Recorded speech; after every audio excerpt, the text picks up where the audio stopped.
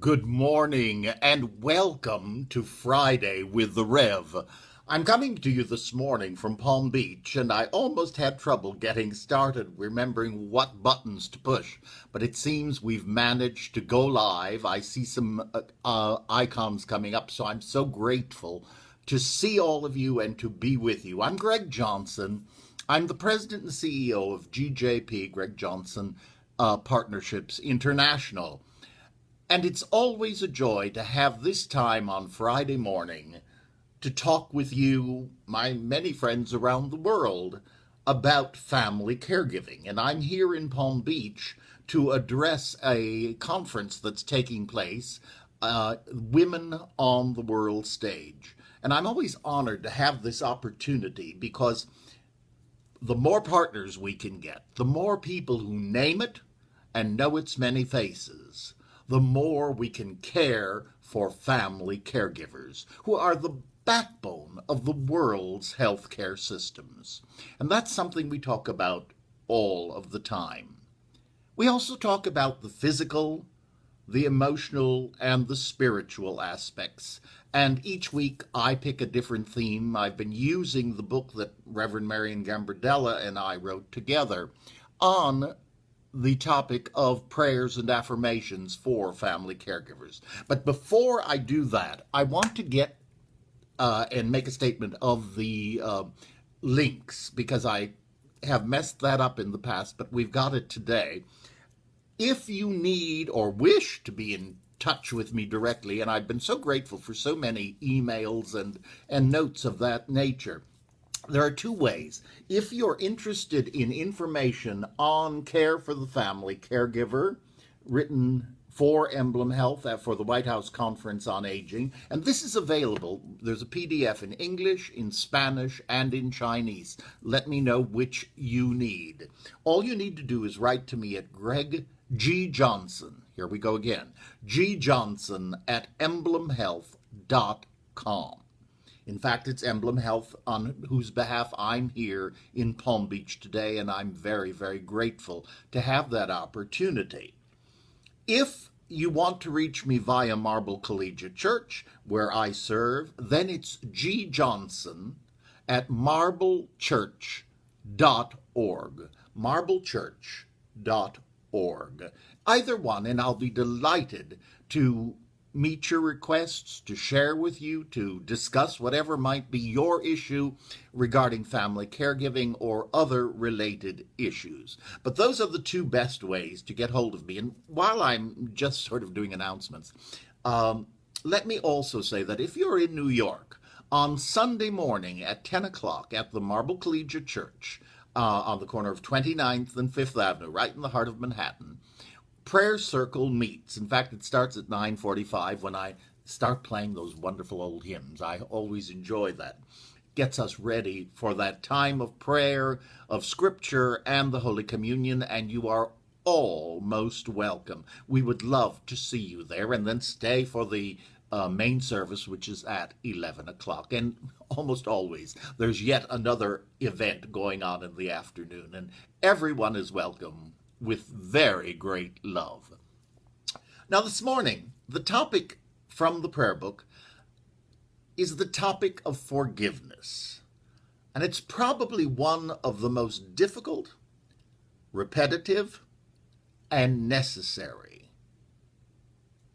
topics that we could possibly discuss.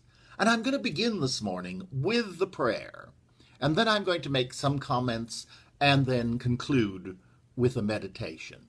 So let's together, this is the book from which I'm reading, Peace Be Still, Prayers and Affirmations for Family Caregivers. And as always, let us take a moment to be still, to put aside the outside world and go within. Go within to that place where the divine dwells, as we approach the throne of the divine. And let us pray. O Father God, O Mother God, I ask for your divine help. I want to forgive and move on, but resentments anger, and perceived injustices will not leave me. There are times when I seem unable to rise above my own feelings. Help me not to judge myself or others. Give me willingness to accept that I feel hurt, wounded, and resentful. I surrender each feeling, every resentment, and each thought of anger and pain to you. I am overwhelmed to feel your love. You do not judge my humanity and weakness. You make life perfect in my weakness. You make life holy and truly whole. Give me wisdom to see my part in each issue. Perhaps with the guidance of a trusted friend, a therapist, a clergy person. Teach me the lesson in my feelings that I may grow and be strengthened. I now give thanks for these feelings. In each challenge I see you. I see your solution and your presence. I rejoice. Now I breathe in your love, your grace, your willingness, and your peace. I go on strengthened, renewed, and blessed. Lord, make me a blessing to those who seemed a burden, a difficulty, a challenge. Grant that I may witness your love always. And it is so. Amen. And the affirmations, you'll recognize these. Where there is hatred, I sow love. Where there is injury, I forgive. Where there is despair, I maintain hope. Where there is darkness, I radiate light. Where there is sadness, I cultivate joy. And from Luke, judge not, and you will not be judged. Condemn not, and you will not be condemned. Forgive, and you will be forgiven. Excuse me. I think perhaps one of the most important things in the world of forgiveness is to remember that there are two other words that need to go with it. Forgiveness is extremely important, but we need to know that forgiveness does not mean forgetting. What has happened has happened. We've certainly seen that in these last days. But we don't forget, but we don't need to live in it. And secondly, fraternization. It's the F's: forgiveness, forgetting, and fraternization. If a situation has occurred, we don't need to go back to it. We don't need to live in it. We don't need to be part of it. We can move on. And prayer is probably one of the greatest ways for us to do that. It's been said, and I really like this phrase, forgiveness is my gift to you. Forgiveness is freedom to me.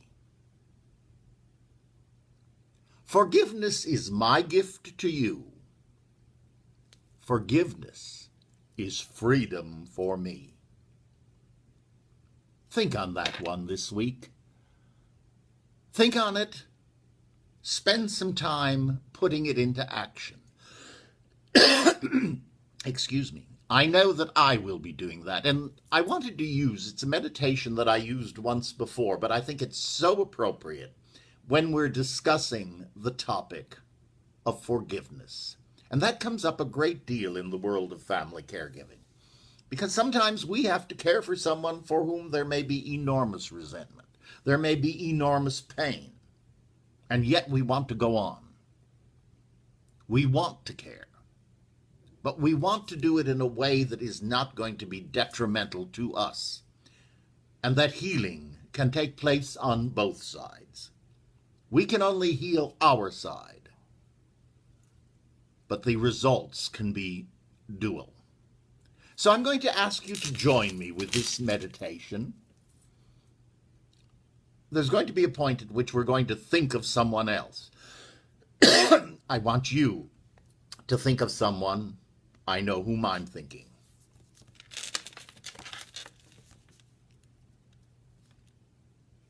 Let us take a moment to be still. May I be safe. May I be happy and at peace. May I be healthy and strong. And may I have the ease of well-being to accept all conditions of the world. And now, as we think of someone whom we might feel we need to forgive, to give us that freedom that we need to go on, to release, let us pray for them. May they be safe. May they be happy and at peace. May they be healthy and strong. And may they have the ease of well-being to accept all conditions of the world. Amen. I hope that you're going to have a wonderful week. I'm praying for you, and I appreciate your prayers in return. To all of you who are actively working in family caregiving, I thank you. And I urge you to continue to name it, because as we name it, we help others who are doing family caregiving. It becomes not just something we're supposed to do, we should do, or any of those sorts of things. It is a task that has a name, and it's part of the world's healthcare systems. And we need to remember that before I can care for you, I've got to care for myself. It's the old airplane story, and it's very true. God bless and have a wonderful week. I'll see you next week.